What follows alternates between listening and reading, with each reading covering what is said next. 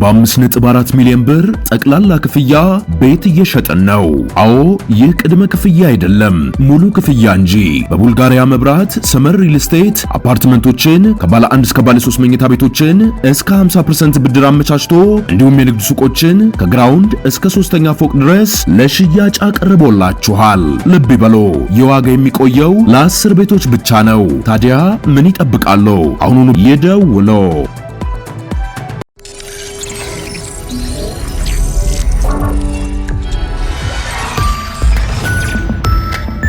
ይህ አዋዜ ሰበር ነው።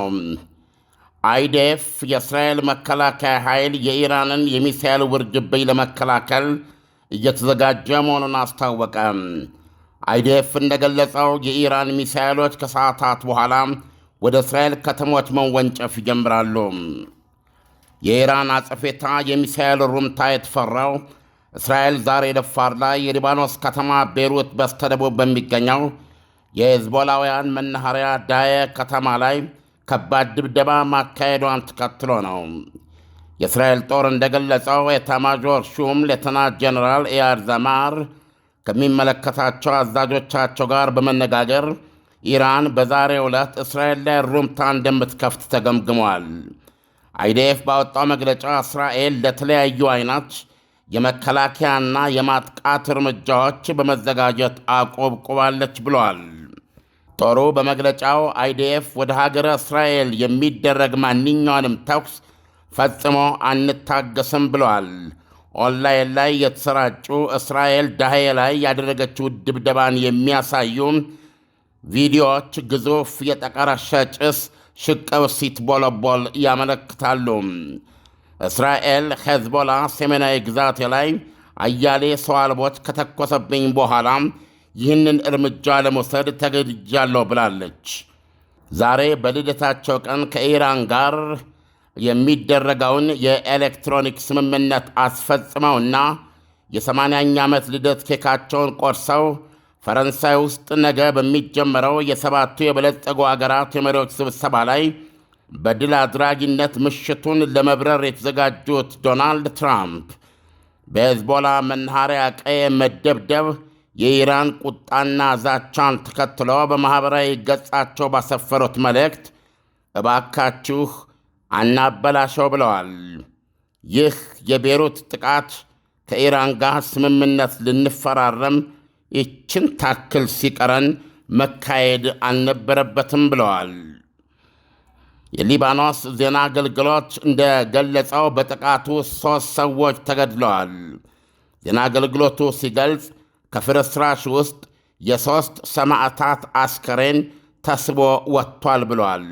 በጥቃቱ 15 ሰዎች ከመቁሰላቸው በተጨማሪ ሕንፃዎችና መደብሮች የደረሰባቸው ውድመት ሰፊና ከባድ ነው ተብሏል።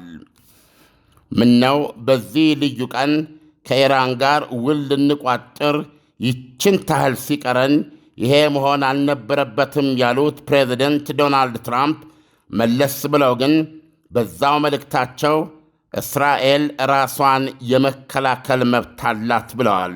ይሁንና ዳሄን ያደበላለቀ ጥቃቷን ያካሄደችው እዚህ ግቢ ለማትባል ትርጉም የለሽ የሄዝቦላ ጥቃት ነው በማለት ልታልፊው ትችይም ነበር እኮ የሚል አንድምታ ያለው ሐሳብ ሰንዝረዋል። ከኢራን ጋር ሲፈራረሙ የሊባኖስም ጦርነት አብሮ እንደሚቆም አስታውሰዋል ትራምፕ። አያይዘውም ከዚህ በኋላ በእስራኤልም ሆነ በሌላ ማንኛውም አካል ተጨማሪ ጥቃት መኖር የለበትም ሲሉም ኢራንም እሩምታ ከመክፈት ፍሬን እንድትይዝ ጠቆም አድርገዋል። እንደውም አሉ ትራምፕ የረጅምና ቆንጆ ሰላም መጀመሪያ ሊሆን ይችላል፣ እባካችሁ አናበላሸው ብለዋል።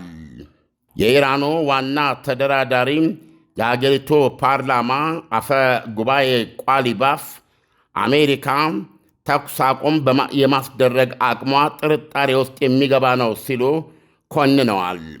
የእስራኤልን እጅ መያዝ አልቻልሽም የሚል ነው።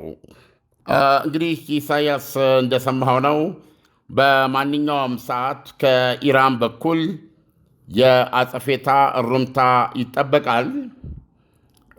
ይሄ እሩምታ ደግሞ ባለፈው እንደምታስታውሰው 30 የተተኮሰበት ነው። ኢራን ለአንድ ሳምንት እንደምትቀጥል ገልጻ ከአንድ ቀን ባነሰ ጊዜ ውስጥ ማቆሟም የሚታወስ ነው። ዶናልድ ትራምፕ በዚህ ጉዳይ ጣልቃ በመግባት የራሳቸውን ተጽዕኖ ማድረጋቸውም የሚታወቅ ነው። በተለይ እስራኤል ለዚህ ጥቃት ከባድ ያለችውንና ሰፊ ዝግጅት ወይም ሰፊ ዘመቻ ብላ ያቀደችውን ጥቃት እንዳትፈጽም መከልከሏን ከዛ በኋላ የወጡ ዘገባዎች ያመለክቱ ነበረ።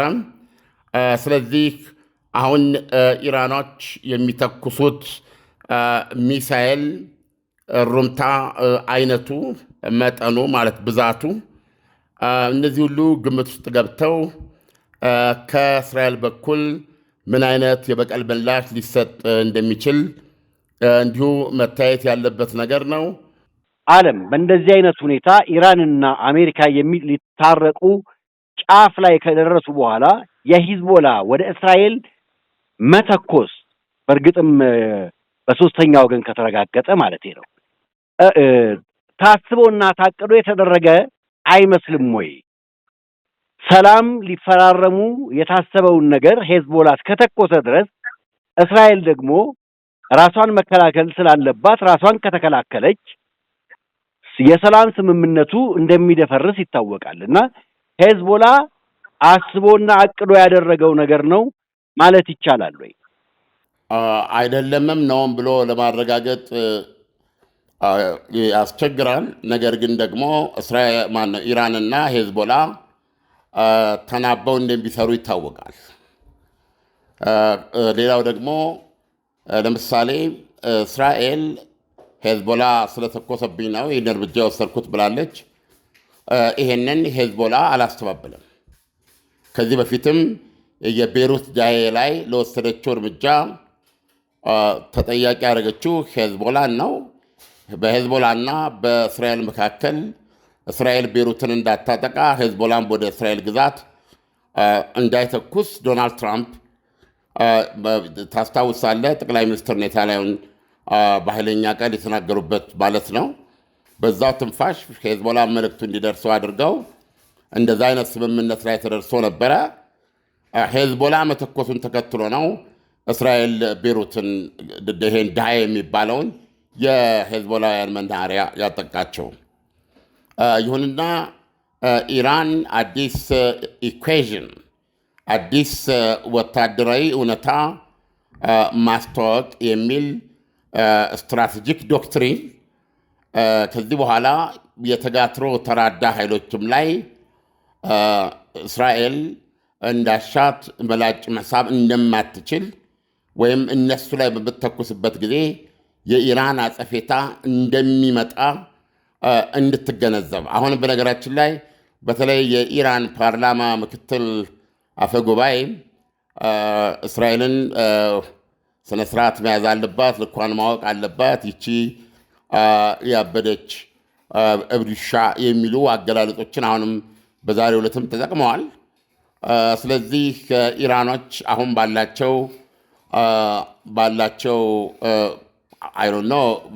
ወታደራዊ ትንተና ወታደራዊ ቁመናችን ከእስራኤል የበለጠ ነው ብለው የሚያምኑበት ፖይንት ላይ ደርሰዋል ብሎ ማመን ይቻላል። አለበለዚያ እንዲህ አይነት ዶክትሪን ልታስቀምጥ አትችልም። ስለዚህ በሁለቱ መካከል ይሄ ውጊያ የሚቀጥል ነው የሚሆነው።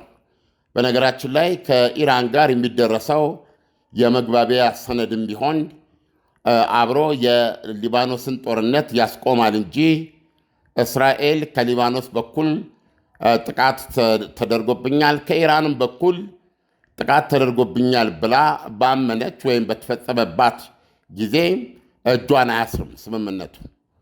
ምንጊዜም እስራኤል ራሷን የመከላከል መብት እንዳላት እውቅና የሚሰጥ ቢፈርሙትም አሁን እንደሰማኸው የፕሬዚደንት ዶናልድ ትራምፕ ባይሆን ደስ ይለኝ ነበረ፣ በዚህ ሰዓት ላይ እንዲህ አይነት ነገር መፈጠር አልነበረበትም። ይሁንና ካሁን በኋላ ምንም አይነት ሌላ ተኩስ ውስጥ እንዳትገቡ እስራኤል ራሷን የመከላከል መብት አላት ማለታቸውን አይተዋል። እንግዲህ እንደዚህ አይነት ኢራን እንደዚህ አይነት ወታደራዊ ቁመና አለኝ ብላ ለማመን ምክንያቷ ምን ሊሆን ይችላል የሚሉ አንዳንድ ትንተናዎችን ለማንበብ እንደሞከርኩት ኢራን በዚህ ስምምነት በዚህ ጦርነት ውስጥ አሜሪካ በከባቢው አገራት ላይ ያላትን የጦር ሰፈሮች እንዲነሱ ግፊት እያደረገች መሆኗን ያወሳሉ። እንግዲህ ምን ያህል ተግባራዊ ይሆናል? አክቹዋሊ ይሄ መግባቢያ ሰነድ የተባለው ነገር ዛሬ ኤኒታይም ተፈርሞ ቃል በቃል ምን እንደተባባሉ ማየትና ማቅረብ አለብን ኢሳያስ። ስለዚህ አስሬ መላምት ይወርብናል እና ይህን በተመለከተ በአሜሪካኖች በኩል ደግሞ እንዲህ አይነት ነገር እንደሌለ ነው የሚናገሩት። ስለዚህ ዞሮ ዞሮ ኢራን የአሜሪካ በክልል ውስጥ ያላት ወታደራዊ ተሰሚነት፣ ወታደራዊ ተጽዕኖ፣ ወታደራዊ መገኘት የሚሳሳበት መንገድ ካለ እንደዚህ ብላ ለማመን የሚያስችላት ሁኔታ ሊፈጠር ይችላል የሚሉት ነገር ግን አሁን በምናየው ሁኔታ ይሄ ነገር የሚታይ አይደለም። አሜሪካ ከመካከለኛው ምስራቅ በማንኛውም በኩል ራሷን የምታሳሳበት ሁኔታ የለም። ስለዚህ ኢራን እንግዲህ ይሄንን አዲስ ወታደራዊ ዶክትሪን ያለችውን ተግባራዊ ለማድረግ ይኸው በመጨረሻው ሰዓትም ቤሩት ተመታች በሚል በተለይ አንድ ጄኔራሏ ይሄ የእስራኤል ጥቃት ምላሽ ሳያገኝ አይቀርም በማለት እና እንዲሁም ደግሞ የእስራኤል መከላከያ ባደረገው ግምገማ ኢራኖች በተኮሳቸው አይቀርም ብለዋል። እስራኤል ደግሞ ለብዙ አይነት የተለያዩ የመከላከያ እና የማጥቃት ሲናሪዮ ራሷን አዘጋጅታ አቁብቁባ እየጠበቀች ነው ይላል ኢሳያስ። ዓለም እስራኤል ኢራን ልትተኩስ ትችላለች ብላ በመጨረሻው ዝግጅት ላይ ብትሆንም ኢራን የተናገረችው ነገር አለ። በዚህ ምክንያት ለዛሬ የታሰበው የድርድር ሐሳብ ስለመቋረጥ ውስጥ የተነገረ ነገር አለ ወይ? በ5.4 ሚሊዮን ብር ጠቅላላ ክፍያ ቤት እየሸጥን ነው። አዎ ይህ ቅድመ ክፍያ አይደለም፣ ሙሉ ክፍያ እንጂ።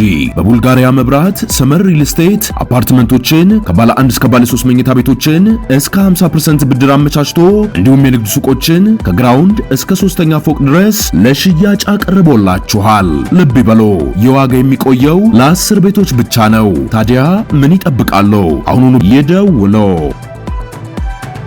በዛሬው ዕለት ፊርማ ይደረጋል ነው እንግዲህ እስካሁን አውርተውበት የመግባቢያ ስምምነቱ ላይ አቋም ተወስዶ ውሳኔ ተወስዶ ሁለቱም ወገኖች ይፈራረማሉ ነው ዛሬ።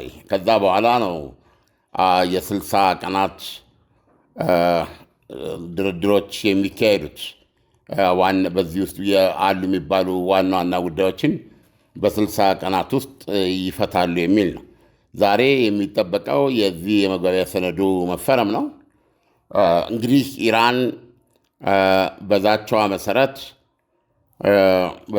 መሰረት መተኮስ ትችላለች።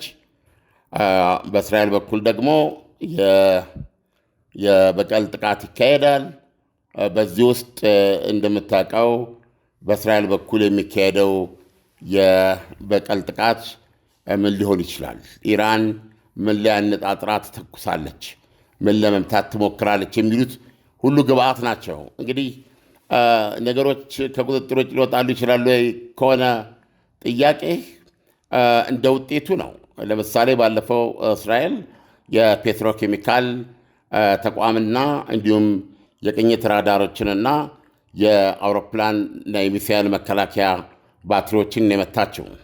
ምናልባት እንደሚታወቀው በእስራኤል በኩል እነሆ የቤት ባለቤት የመሆን ህልሞን እውን የሚያደርግ ልዩ የምስራች የመጀመሪያ ዙር የልዩ ቅናሽ ዲስካውንት ሽያጭ ጀመረ። በ5 ዓመት ውስጥ 5 ፕሮጀክቶችን አጠናቆ በማስረከብ ብዙዎችን የቤት ባለቤት ያደረገው ጀምቦሮ ሪል ስቴት አሁን ደግሞ በቦሌ ቡልቡላ እጅግ ቅንጡ አፓርትመንቶችን ይዞ መጥቷል።